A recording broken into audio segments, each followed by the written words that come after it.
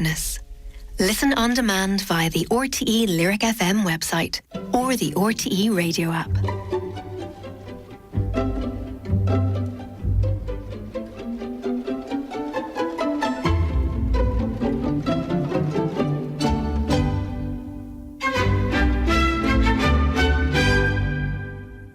In Rwanda, poverty hits women like Iwamahoro hardest. And it's not just. Please donate today. Visit tropra.org or call 1800 408 408.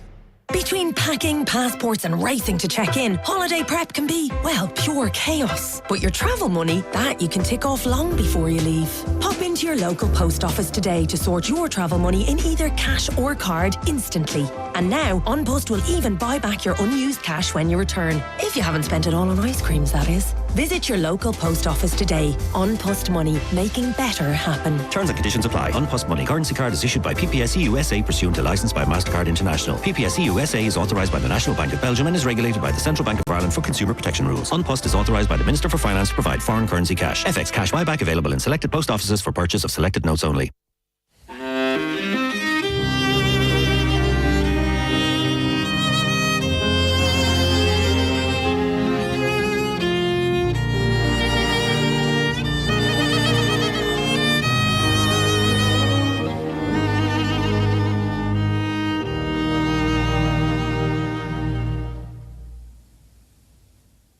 Hello and welcome to Culture File with me, Luke Clancy, and a special programme recorded by the Sea in Kent in the instrument-filled music room of Norma Winston.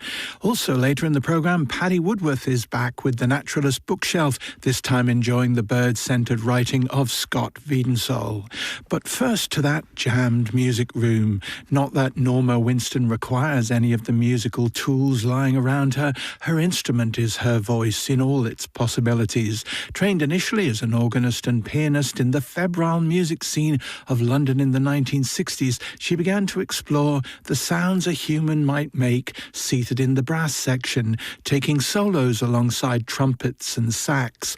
Along with her husband, the late pianist John Taylor, and talismanic trumpeter Kenny Wheeler, she formed Azimuth, who signed to the ECM label and made a series of albums that prowled an accessible and melodic style that somehow also blended free improvisation and classical moods. Since then, she's created music, over 30 albums, with a huge catalogue of international players. Now in her 84th year, she returns to Ireland this month to play with young Tommy Halferty, 80. To prepare for that, Culture File visited Norma Winston at her home near Dover.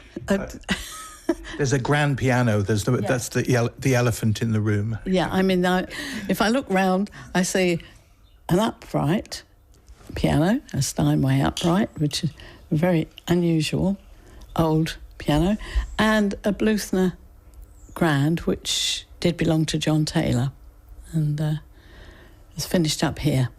And this is that, and then apart from there's a guitar over there. I'm not sure who that belongs to. Well, it belongs to us, but I don't know where it came from.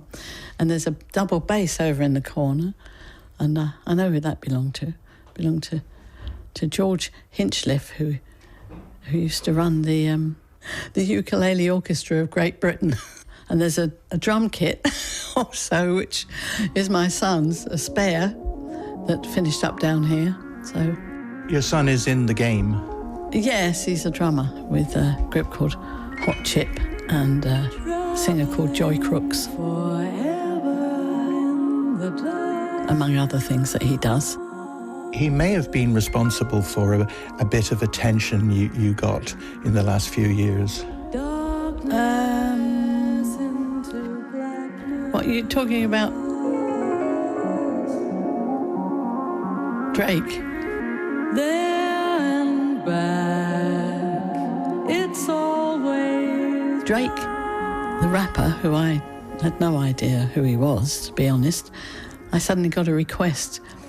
Could he use some of a piece that I'd recorded in 1977 with John Taylor and Kenny Wheeler, which was Azimuth, and it was the first ECM album we did, and it was a piece called The Tunnel.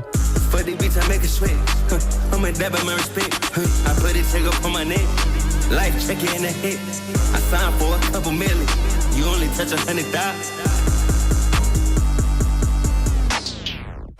There is a DJ, Floating Points, Sam Shepherd is his name, and he had actually, it's funny because he had actually booked Leo for a session, and they were talking, and Leo said, "Do you like jazz?" And he said, "Yes." So Leo said, "Do you have a favourite album?" And he said, "Well, I do, but you wouldn't know it, you know." So Leo said, "Well, which one is it?" And he said, "Oh, it's called Music for Large and Small Ensemble."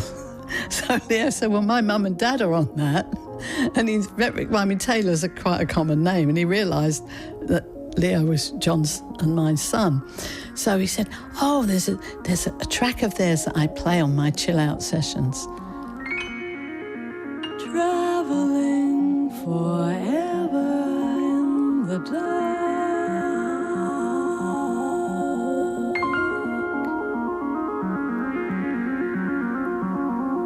Darkness into blackness.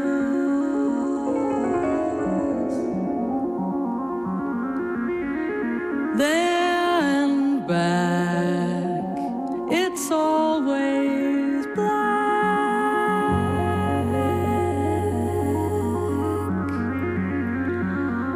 Flying along on a rhythm track.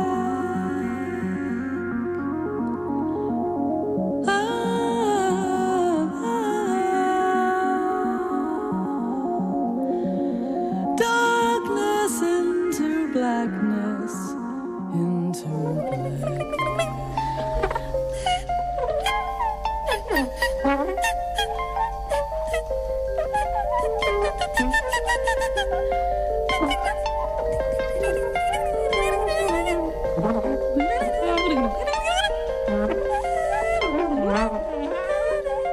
We were talking earlier, and I think I was suggesting that your music was avant-garde, or you one of the sides of your music was avant-garde, and you kind of resisted that as a word or a phrase.